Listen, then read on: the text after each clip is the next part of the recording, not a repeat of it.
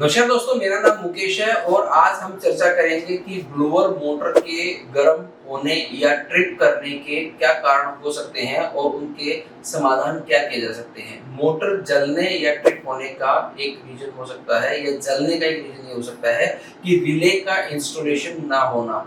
बहुत बार देखा जाता है मोटर हीट होती है लेकिन हीट होने के बाद वो ट्रिप नहीं करती है। रिले ना होना भी एक प्रॉब्लम है, तो रिले होना बहुत जरूरी है, उससे हमारे बहुत सारे पैसे बचते हैं। सेकंड होता है कि अगर 3 फेज मोटर है तो सभी 3 फेज सप्लाई मिल रही है या नहीं, उसकी जांच कर लेनी चाहिए। ये भी एक रीजन होता है। मोटर कितने एम्पीयर ले रही है उसे चेक करना, ये भी जरूरी है। फोर्थ रीजन हो सकता है ब्लोअर पर हाई प्रेशर या हाई बैक प्रेशर पड़ना, जिसकी वजह से मोटर हीट हो जाती है। कई बार ये माना जाता है, कई बार ये बोला जाता है हमारे कस्टमर्स के द्वारा कि ब्लोअर हाई बैक प्रेशर पे चल रहा है। तो हाई बैक प्रेशर ब्लोअर का अपना प्रेशर 0 होता है, बैक प्रेशर पे चल रहा है तो मोटर हीट होना स्वाभाविक है, तो वो चेक कर लेना चाहिए। 3 फेज मोटर पर केवल 2 फेज की सप्लाई आना भी मोटर के जलने या गर्म होने का एक रीजन हो सकता है। लो वोल्टेज की समस्या भी एक रीजन हो सकता है। पुरानी या एग्जिस्टिंग पुली इस्तेमाल करने से हाई आरपीएम पर मोटर चलाना, कई बार देखा जाता है कि जो ब्लोअर के साथ सप्लाई की जाती है पुली वो यूज नहीं की जाती। एग्जिस्टिंग कोई ब्लोअर था, पुराना था, रिप्लेसमेंट की गई है ब्लोअर की, तो पुरानी मोटर की पुली यूज कर लेते हैं और हाई आरपीएम पे ब्लोअर चल जाता है, जिसकी वजह से भी बैक प्रेशर या जो हाई आरपीएम होता है उसकी वजह से भी ब्लोअर के मोटर हीट होना स्टार्ट हो जाती है और जल जाती है।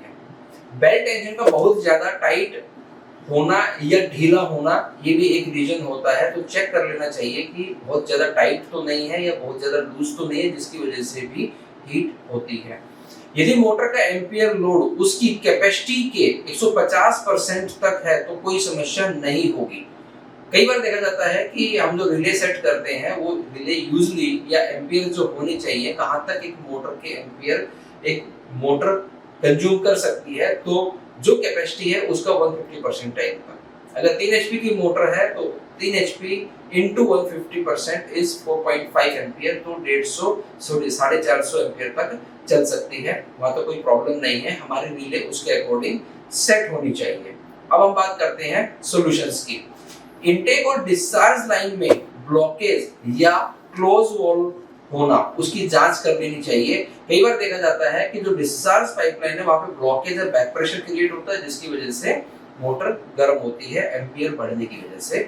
तो वो हमें ब्लॉकेज चेक कर लेनी चाहिए। क्या सारे वॉल्व्स ओपन हैं, कोई क्लोज तो नहीं है या पार्शियली तो क्लोज नहीं है, वो चेक कर लेना चाहिए।